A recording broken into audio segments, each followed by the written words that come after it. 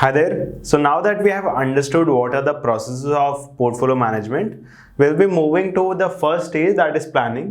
Planning का most important concept is to understand the client, right? Client क्या है, कौन है, क्या चाहता है वो of this investment, and what are the requirements of that client. We need to understand those very well in order to make an investment portfolio for that particular client. So what we have done is we have basically bifurcated clients into 6 different segments. मतलब 6 different types of clients कौन कौन से होते हैं. एक तो individual investor हो सकता है जो अकेला है, खुद इन्वेस्ट कर रहा है. अदर कुड बी बैंक्स का भी फंड होता है that they invest in stocks, bonds and other asset classes.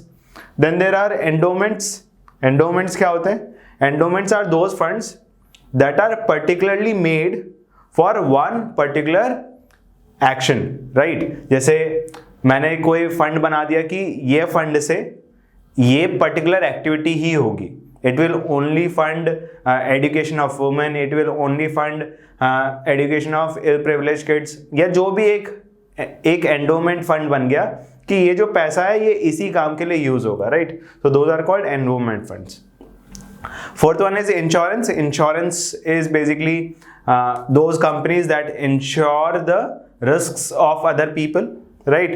So insurance में there could be 2 types of, हम 2 type में उसको divide कर सकते हैं. One is life insurance, where the insurance companies are insuring on the life, and the second one could be PNC, which is property and casualty insurance, which is in India called general insurance. ठीक है. तो fifth is mutual funds. Mutual funds are asset management companies that they take fund from common people. बहुत सारे लोगों से पैसा लिया है, पुल इन किया है पैसा, so they manage pooled funds from various individual investors, right? Those are mutual funds. अब म्यूचुअल फंड्स में बहुत सारे टाइप्स हो सकते हैं, सब टाइप्स हो सकते हैं. Will be discussing all those. अभी के लिए आप बस म्यूचुअल फंड को as an asset management company देखो. 6 is pension funds. Pension funds again could be of defined contribution and defined benefit. Defined contribution में तो मैंने बोला था कुछ ज़्यादा खेल है ही नहीं. Defined benefit में ज़्यादा हमको तामझाम रहता है. We need to be careful about managing our assets and liabilities. So defined benefit plan अगर है तो हमको कैसे how we need to understand that client, we will be understanding that. अब client के बारे में क्या क्या हमको एकदम पता ही होना चाहिए, उसको हमने 4 पार्ट में डिवाइड किया है. First is risk tolerance. See portfolio management is more so about managing the risk than returns, right? It is common believe that fund managers want to get as much return as possible, but that is not true. What they want to do is they want to maximize return of an individual or the client depending on his or her risk tolerance. ठीक है, वो कितना risk ले सकता है, उतने risk में मैं कितना मैक्सिमाइज रिटर्न कर सकता हूं. That is the art of portfolio management. तो first we need to understand what is risk tolerance. मेरा क्लाइंट कितना रिस्क ले सकता है, कितना रिस्क लेने में वो कंफर्टेबल है. Then we will be understanding the investment horizon. How long will the investment can be parked in various instruments. ठीक है, कितने सालों तक, कितने महीनों तक, कितने दिन तक वो इन्वेस्टमेंट पार्क्ड रहने वाला है. Third is liquidity needs.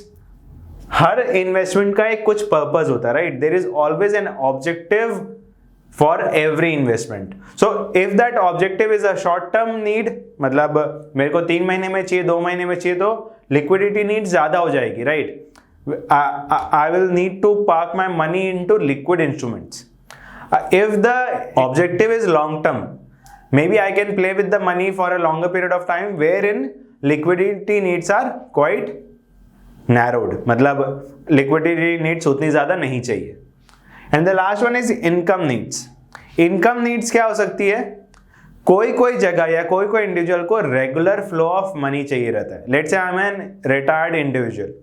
If I'm a retired individual, I will need some money to come in from my investments to take care of my lifestyle. ठीक है. अब अगर मेरे को रेगुलर पैसा चाहिए तो मेरा इनकम नीड्स ज्यादा है. अगर मेरे को रेगुलर पैसा नहीं चाहिए, दैट मीन्स मेरा इनकम नीड्स कम है, right? So on the basis of these 4 parameters, let's try to understand the 6 investor types that we have segregated. सबसे पहले इंडिविजुअल को समझते हैं. इंडिविजुअल क्या है? Individual is very different from every other individual, right? एक इंडिविजुअल को मैं यहाँ पे I can not really take one individual and उसके हिसाब से मैं ये पूरा का पूरा आपको 4 पार्ट उसको बता सकता हूँ. No, every individual is quite unique and hence his और हर investment portfolio is also very unique. तो यहाँ पे हमने हर जगह क्या लिखा है? It varies as it does from individual to individual, right? Risk tolerance क्या होगा?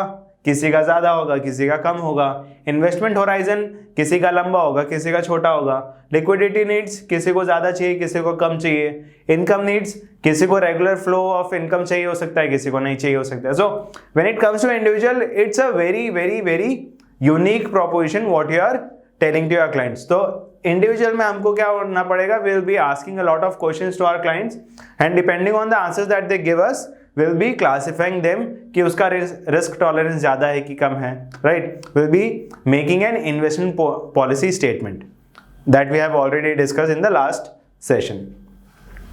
सेकेंड, बैंक्स देखते हैं. बैंक्स का जो रिस्क टॉलरेंस है वो लो होता है. क्यों? Bank, what do bank do? They take deposits from people and advance loans to someone who is in need of money, right? वहां पे उनका जो मार्जिन है that is very very thin. They cannot really play with the deposits and then they cannot really go all out for the interest rates and taking risky bets कि भाई इसके पास कुछ नहीं है, इसको 20% पे लोन दे देते हैं, इसके पास थोड़ा कोलैटरल, इसको 10% पे लोन दे देते हैं. They cannot really play with people's deposits and hence their risk tolerance when it comes to investment is also low. They want something that reduces their risk by quite a lot. ठीक है? Then when it comes to investment horizon क्या होता है? Banks का investment horizon छोटा होता है. Why? Because they will have लोगों से डिपॉजिट लिया है.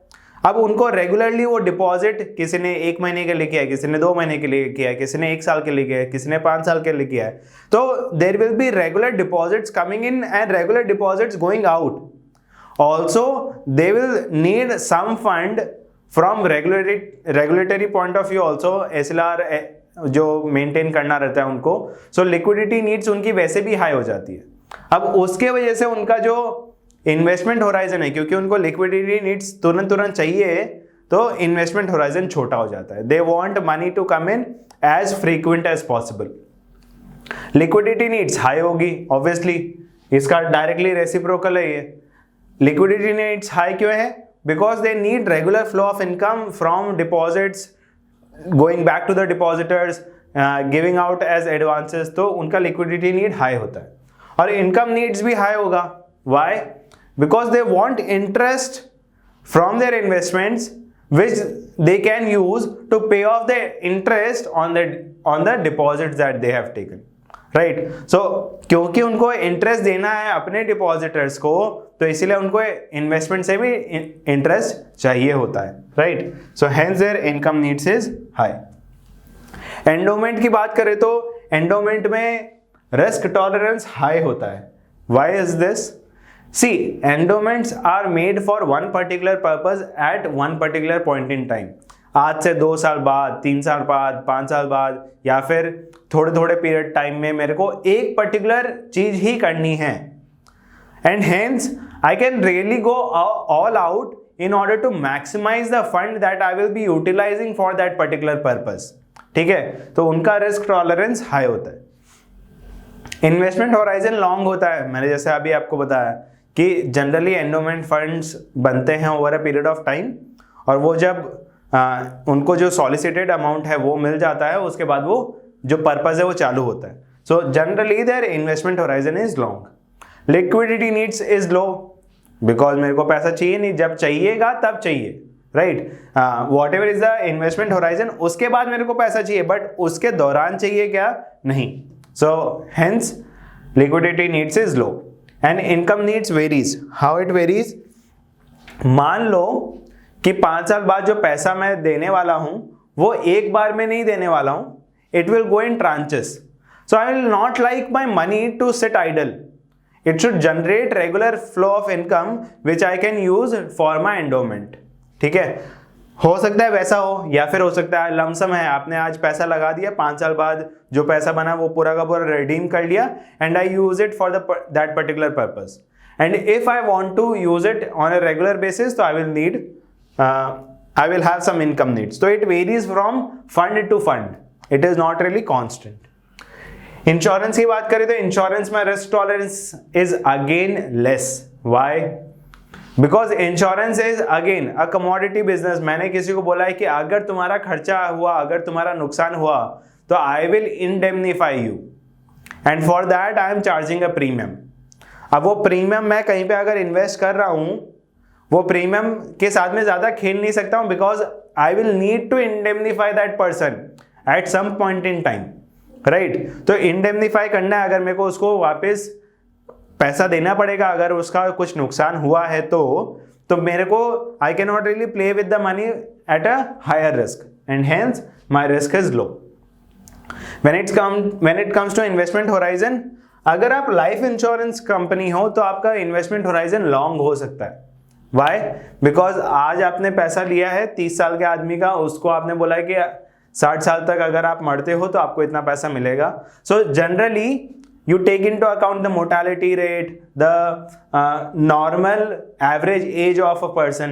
अगर वो average age of that country as compared to mortality rate is very wide, तो आप क्या कर सकते हो, वो पैसा अपना जनरली पुट इन कर सकते हो for a very long period of time, because आपको पता है कि mortality age is around 55, my clients age is around 40, तो आई हैव 15 ईयर्स के मैं आराम से इस पैसे को पार्क कर सकता हूं. When it comes to PNC, property and casualty, you really don't know, right? Property कब टूट जाए, कब खराब हो जाए, you don't really know, and hence वहां पे आपका investment horizon जो है वो long नहीं होता है, वो short होता है. Why? Because you cannot really park your money for a longer period of time. Liquidity needs जो है, liquidity needs high होती है, because on and off पैसा तो आपको देने आ ही जाता है, तो liquidity आप कभी भी किसी इंस्ट्रूमेंट में लॉक नहीं हो सकते हो.